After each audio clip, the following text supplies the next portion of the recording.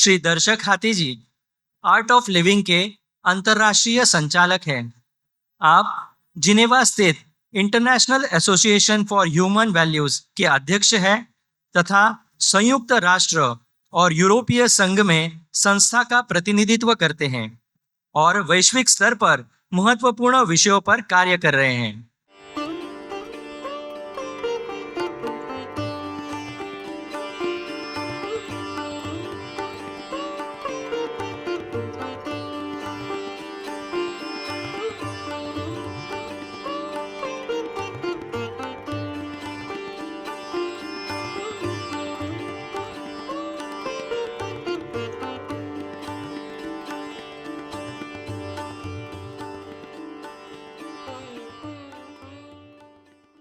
भगवान शिव जी की कृपा से आज हम सभी को जो 1000 साल पुराना साक्षात चंद्रमा ने जो निर्माण किया था, वह सोमनाथ शिवलिंग का अब आगमन होने वाला है।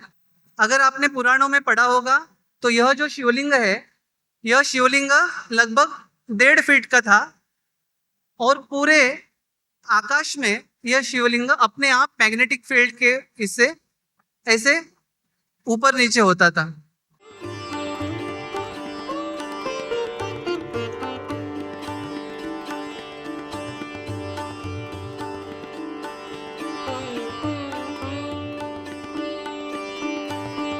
सोमनाथ शिवलिंग का दर्शन लेंगे।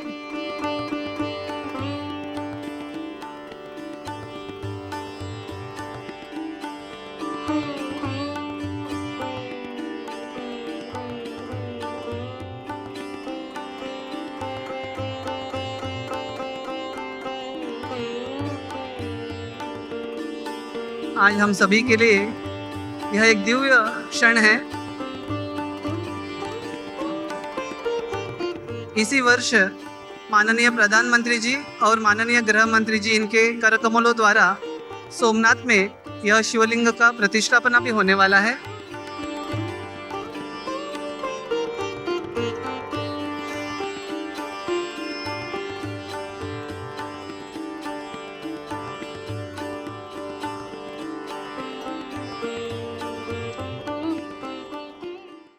अब श्री दर्शक हाथी जी सोमनाथ लिंग दर्शन इस विषय में हमारा मार्गदर्शन करेंगे।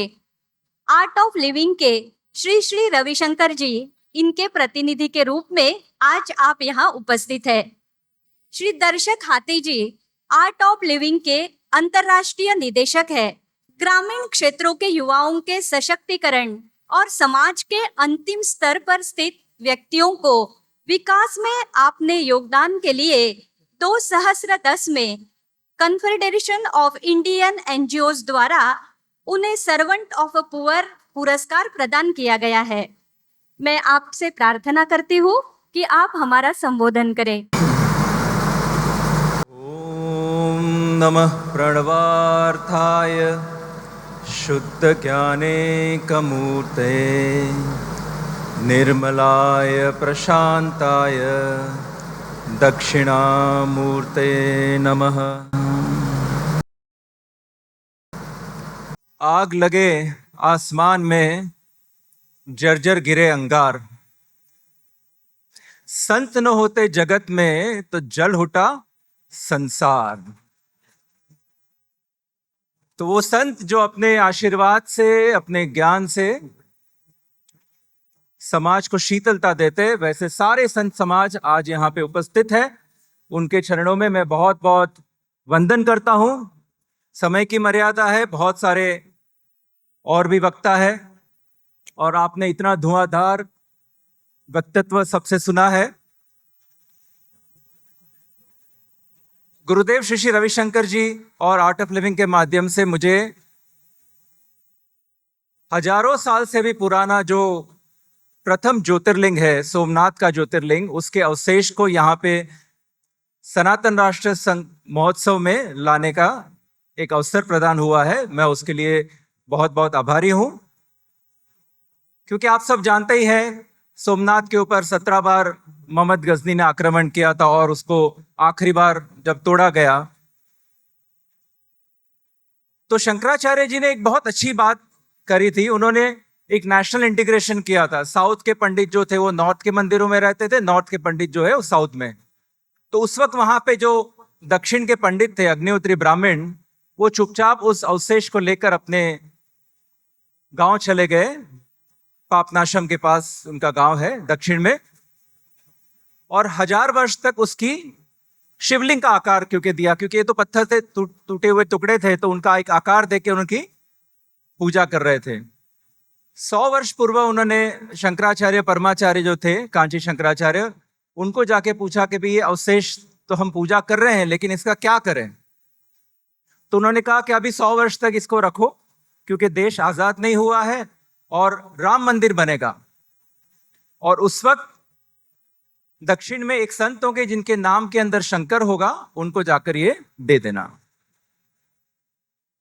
तो 100 वर्ष के पश्चात वो फिर से एक बार कांची शंकराचार्य जयेंद्र सरस्वती जी के पास गए और उनसे कहा कि भाई इस तरह की एक भविष्यवाणी की गई थी, तो अब हम क्या करें। तो बोले कि हाँ, गुरुदेव श्री श्री रविशंकर जी है, उनको जाके आप ये दे दीजिए।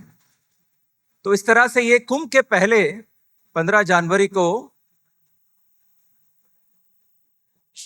ये अवशेष जो है वो आश्रम में लेके आए सीताराम शास्त्री जी, और उन्होंने गुरुदेव को इस बातें बताई और ये समर्पित किया। और तुरंत गुरुदेव, क्योंकि कुंभ होने वाला था, तो कुंभ में ले गए। सारे हमारे संतों ने उसको देखा और वो चौंक गए कि बड़े, हमें लगा था कि ये तो हमारी धरोहर है और ये तो लुप्त हो गई। पर क्योंकि हम सब जानते हैं कि सनातन जिसका ना आदि है अंत है, उसमें कोई चीज लुप्त नहीं होती। ये एक निरंतर चलने वाली प्रक्रिया है। तो उन्होंने कहा कि इसका तो एक बहुत उत्सव होना चाहिए, जगह जगह पे उसको ले जाया जाए, लोग इसके दर्शन करें, इसके बारे में जानें और धर्म के प्रति उनकी श्रद्धा आस्था और बढ़े।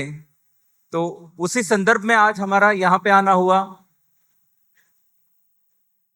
परम पूज्य सच्चिदानंद डॉक्टर आठवले जी, मैं आपको जन्मदिन की बहुत बहुत बधाई देता हूँ।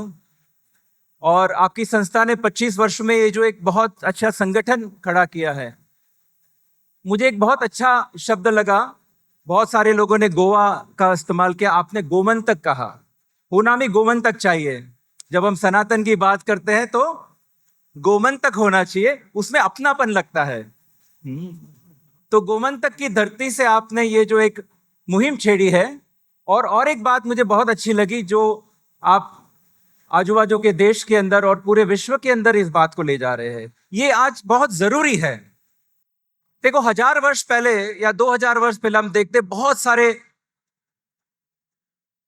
ट्रैवलर्स जिसको कहते हैं, चाहे वो इतिहास के हो या अलग अलग संस्कृति से हो, वो भारत आए। आपने नाम भी सुना होगा, मार्को पोलो है, अबरूनी है, यूएन सांग है, फाहियान है। उस वक्त ना सोशल मीडिया था ना मीडिया था, फिर भी आए भारत में। क्यों?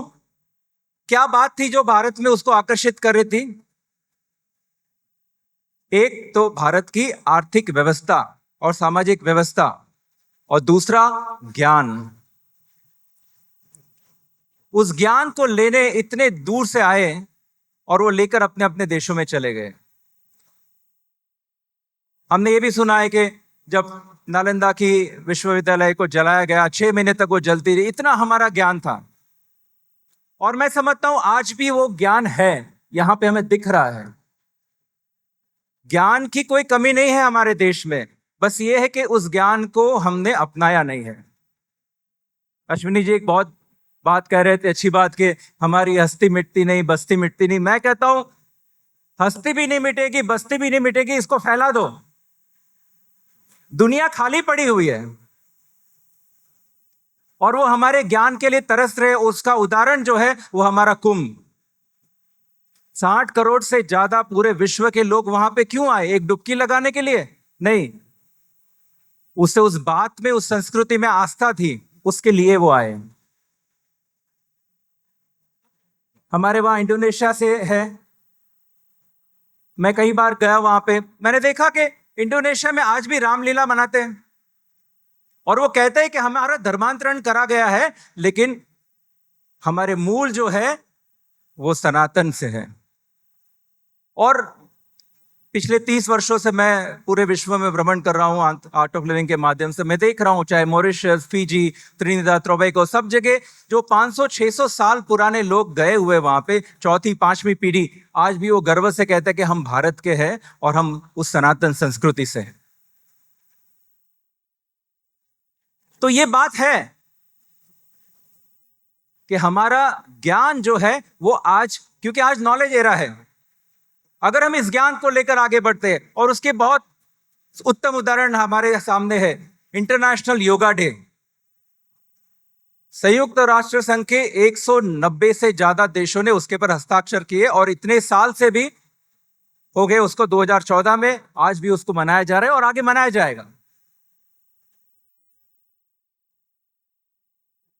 हाल ही में हुआ, गुरुदेव ने इंटरनेशनल मेडिटेशन डे का सेलिब्रेशन किया उसी तरह से। तो हमारे योग, हमारे ज्ञान को जिस तरह से पूरे विश्व ने अपनाया है, यही हमारी ताकत है। पर आज देवकीनंदन जी बोल रहे थे, लॉर्ड मैकॉले एजुकेशन सिस्टम के वजह से आज वो चीजें हमारे वहां सिखाई नहीं जा रही है। हाँ, लॉर्ड मैकॉले जब आए, उन्हें भी एक जनरेशन लगा, एक पीढ़ी लगी हमारी मानसिकता को बदलने के लिए। फिर उसके तरह सोचने वाले लोग इस देश में पैदा हो गए, आज भी वो चल रहा है, क्योंकि ऐसी हमारी व्यवस्था थी। शिक्षण व्यवस्था थी, सामाजिक व्यवस्था थी, आर्थिक व्यवस्था थी, जिसमें भारतीयता की बात आती थी। तो हम भूतकाल में नहीं रह सकते। मैं कहता हूं कि, और गुरुदेव इसका बहुत अच्छा उदाहरण देते हैं कि जब एक पेड़ होता है तो उसकी जड़ें जो है बहुत मजबूत होती है, बहुत गहरी होती है, पर उसकी शाखाएं, जो उसके फूल जो है, वो रोज नए आते हैं। तो यहां से एक सनातन राष्ट्र का शंखनाद हो रहा है। मैं कहता हूं सनातन राष्ट्र क्यों, हम सनातन विश्व बनाएं, क्योंकि हमारी तो धारणा है वसुधैव कुटुंबकम। तो हमारा ज्ञान अगर हम पूरे विश्व में ले जाएंगे, वो जो खोखला धर्म है वो सारा इसको अपनाने के लिए आगे आएगा। तो we have to own the world. आज हमारे ही सनातन से बुद्धिज्म निकला, सिखिज्म निकला, जैनिज्म निकला, अलग होते जा रहा है। इस्लाम तो मैंने कहा ही परिवर्तन हो गया है। ईसाई हमारे केरल से वहां पे नन और फादर बन रहे हैं। तो वहां पे भी 2000 वर्ष के अंदर ये लग रहा है कि भाई ये हमारा धर्म जो है ये खत्म होते जा रहा है। पर हमारे धर्म के बारे में ऐसा नहीं कहा, चाहे कितना ही आक्रमण हुआ हो, चाहे अभी भी जो कुछ हो रहा है, लेकिन ये हमारे जड़ों के अंदर है। किसी का भी नाम उठा के पूछ लो, गोत्र उठा के पूछ लो, क्या है? ऋषियों का गोत्र है हमारा। और हमें उस ऋषियों के ज्ञान पे इतनी श्रद्धा है, चाहे कोई भी घटना हो, कुछ भी हो, चाहे जैसी भी सरकार हो, उस ज्ञान को कोई मिटा नहीं सकता है। और यही हमारी ताकत है,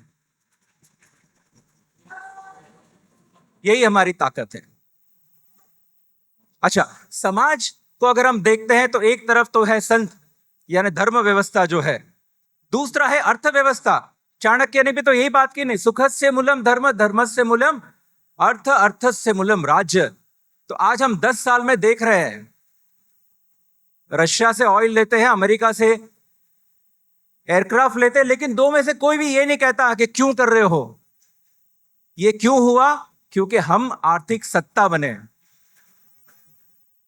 10 वर्षों के अंदर ये हुआ। जब हम आर्थिक सत्ता बनते हैं, लोग हमें पूछते हैं। हमने एक उदाहरण दिया, एक मिसाल दी। उसी तरह से आज हमारे प्रधानमंत्री जी को पूरा विश्व मान रहा है, वर्ल्ड लीडर हो गए। इतने साल में हमने कोई उदाहरण नहीं देखा ऐसा कि एक हमारा नेता हो जिसको पूरा विश्व मानता हो। क्यों? उस ज्ञान को लेकर आध्यात्म है। पर जोश तो हमें चाहिए, जोश होना जरूरी है। बहुत अच्छा लगा यहां पे, और हर बच्चों में होना चाहिए। तो साथ में होश की जरूरत है, क्योंकि आज विश्व जहां बटा हुआ है और इतना बड़ा एक इन्फ्लुएंस हमारे युवाओं पे हो रहा है। मैं बहुत यूथ के साथ काम कर रहा हूं, चाहे इंडिया के अंदर हो, बाहर हो, विश्व के अंदर। वो भ्रमित होते जा रहा है, उसे एक मार्गदर्शन देने की जरूरत है। तो इतने अच्छे संत हमारे यहाँ पे बैठे, मैं तो कहूंगा आप जाइए, और आप जा ही रहे होंगे। बाहर कितने देशों में युवाओं को जरूरी है, लेकिन उनको यह है कि एक साइंटिफिक स्पिरिचुअलिटी की जरूरत है, एक दृष्टिकोण ऐसे देना होता है जो उनकी समझ में आए। तो आर्थिक सत्ता हमें बनना है, धर्म को हमारे फैलाना है। हम हमारे तक सीमित रख के बैठ गए थे, आज हमारे कितने ही संत बाहर जा रहे हैं। होना चाहिए ये, लोगों को पता चले कि सनातन धर्म में क्या बात है। और तीसरा, मीडिया। देखिए, कतर जैसा एक छोटा सा देश, 3 लाख की बस्ती, उसने एक अल जजीरा चालू कर दिया, आज पूरे विश्व को वो अपनी विचारधारा से प्रभावित कर रहा है। तो ऐसा मीडिया इंडिया से कब पैदा होगा कि जो सनातन की विचारधारा या हमारी संस्कृति की विचारधारा को लेकर पूरे विश्व को प्रभावित करे। मीडिया में ऐसी ताकत है, हम देख रहे हैं, चाहे वो बीबीसी से आ रहा हो, न्यूयॉर्क टाइम्स से आ रहा हो, गार्डियन से आ रहा हो। क्यों उस बात को प्रभावित करते हैं? कम्युनिज्म की बात को लेकर प्रभावित करते हैं। तो मीडिया की ऐसी ताकत हमें बनना है। तीसरा, एजुकेशन सिस्टम। आज MIT हो, हार्वर्ड हो, हमें लग रहा है कि वहां वामपंथी इतने बैठ गए। बुद्धिज्म पूरे विश्व के अंदर 2000 चेयर है उसके। इस्लाम, क्रिश्चियनिटी के कितने ही इंस्टीट्यूशंस हैं। आप मुझे बताओ, सनातन की कितनी इंस्टीट्यूशन, कितने चेयर हमने वर्ल्ड में देखे? अरे मैं और आप तो 50 साल में निकल जाएंगे, खत्म हो जाएंगे, 100 साल में खत्म हो जाएंगे। लेकिन आप जिस ज्ञान को इंस्टीट्यूशनलाइज कर रहे हो वो हजारों वर्षों तक चलेगा। क्यों नालंदा को जलाया गया? क्योंकि वो हमारी एक मानसिक शक्ति थी, एक हमारा इंटेलेक्चुअल पावर था। आज ऐसा इंटेलेक्चुअल पावर हमारे ना ही देश में है, ना ही हम विदेश में स्थापित कर पा रहे हैं। तो आप बताओ कि 1000 साल के बाद वो सनातन के बारे में लोगों को कैसे पता चलेगा? So we need to have that institutional power, intellectual power. आर्थिक सत्ता बढ़े, एजुकेशन वाइज हम आगे बढ़े, धर्म को लेकर आगे बढ़े। बस इस बात को लेकर हम पूरे विश्व, मैं कहता हूं कि पूरा विश्व सनातन को अपना सकता है। बस हम जाए तो सही उनके पास। हाँ, तो इस मंच से मैं आज इतना ही कहते हुए अपनी वारी को विराम दूंगा। बहुत बहुत अभिनंदन देता हूं आप सबको। आप सब यहाँ पे आए और अपने विचारों से इस बात को आगे ले जा रहे हैं। ओम शांति। जयतु जयतु हिंदू राष्ट्रम, जयतु जयतु हिंदू राष्ट्रम।